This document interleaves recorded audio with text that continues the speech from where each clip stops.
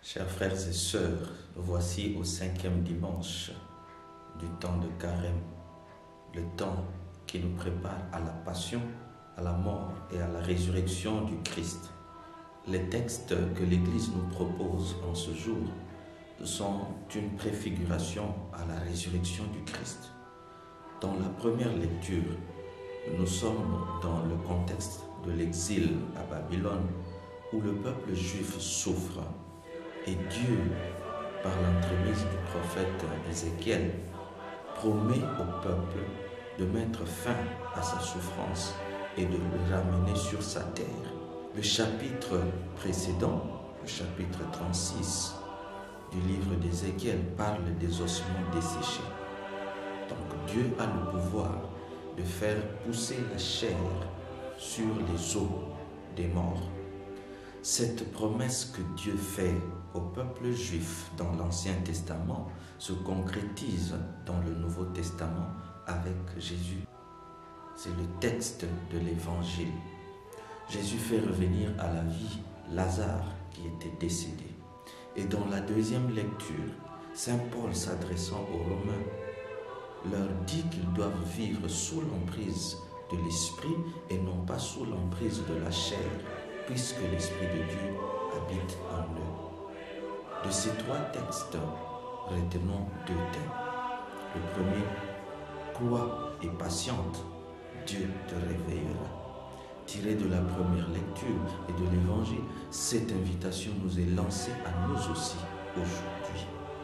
Dans la première lecture, le peuple juif a bénéficié de la grâce du retour sur sa terre.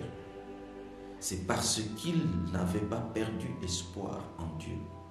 Il avait cru en Dieu et avait patienté que Dieu agisse. Le peuple juif a été humilié par cette déportation à Babylone. Malgré cela, il n'avait pas perdu espoir.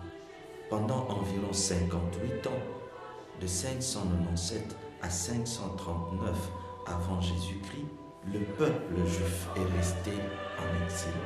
Dans sa tristesse, dans son humiliation et dans sa souffrance, le peuple juif a continué à croire en Dieu.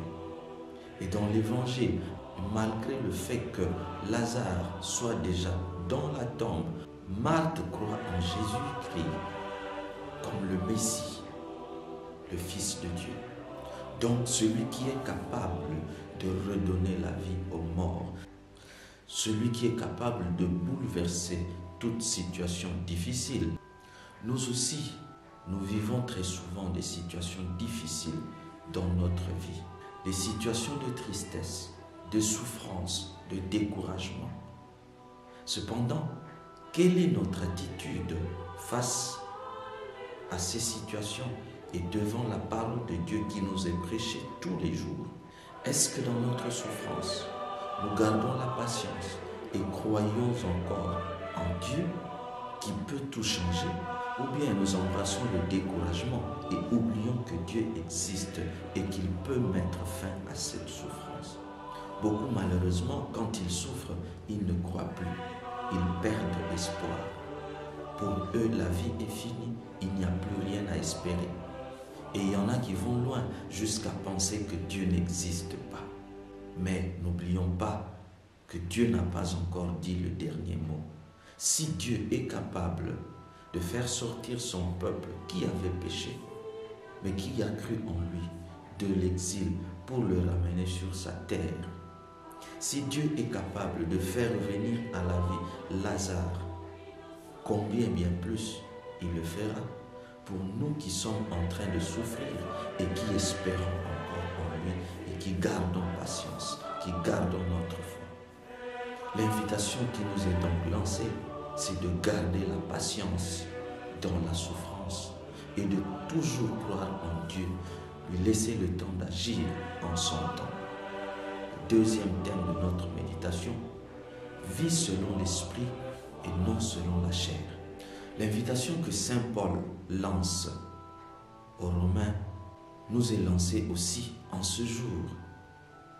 En Marc chapitre 12, du 28e au 34e verset, à la demande du scribe, quel est le plus grand commandement? Jésus dira, tu aimeras ton Dieu de tout ton cœur, de toute ton âme, de toute ta force, et tu aimeras ton prochain comme toi-même.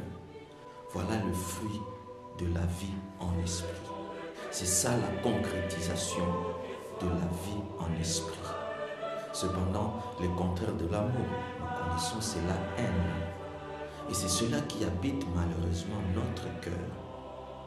Au lieu d'aimer, nous détestons, nous sommes dans la haine. Et ça, c'est purement le fruit de la chair.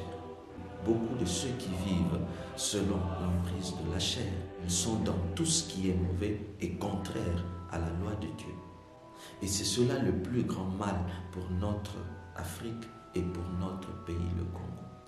Je suis convaincu, et je l'ai toujours dit, le plus grand mal que vit notre Afrique et la plus grande cause du sous-développement de notre pays, c'est le manque d'amour. Je suis convaincu. Si nous aimions nos frères, nous ne serions pas ce que nous sommes. Le manque d'amour nous amène à la haine, nous amène à l'égoïsme, à vouloir tout faire pour nous et non pas pour les autres. Si l'amour existait, l'amour qui est le fruit de la vie en esprit, nous serions déjà développés. Cependant, nous sommes très pauvres, malgré les multiples richesses que Dieu nous a données dans notre pays. Tout ceci, c'est le fruit de la vie sous l'emprise de la chair. Nous sommes égoïstes. Chacun pense à lui-même. Il ne pense pas aux autres. Tout ce que nous voulons faire, c'est seulement pour notre corps, pour notre plaisir, et non pas pour notre âme.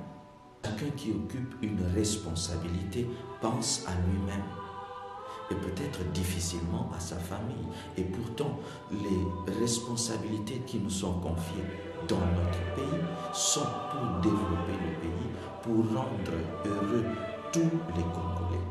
Mais par manque d'amour, parce que nous ne vivons pas selon l'esprit qui nous invite à vivre dans l'amour, la concorde avec tous les hommes, mais nous vivons selon la chair qui nous amène à l'égoïsme.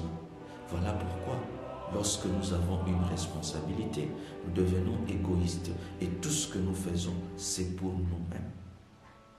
Ce temps de carême nous est donné pour que nous puissions nous convertir, pour que notre vie concorde avec la loi de Dieu, avec l'invitation que Saint Paul nous lance de pouvoir vivre selon l'esprit et non pas selon la chair. Que nos attitudes, que notre comportement, que tout ce que nous affichons soit dicté par l'esprit et non pas par la chair. Et avec cela, nous pouvons attendre que Dieu mette fin à notre souffrance. Sans cela, notre souffrance va continuer et perdurer. Loué soit Jésus-Christ et bon dimanche.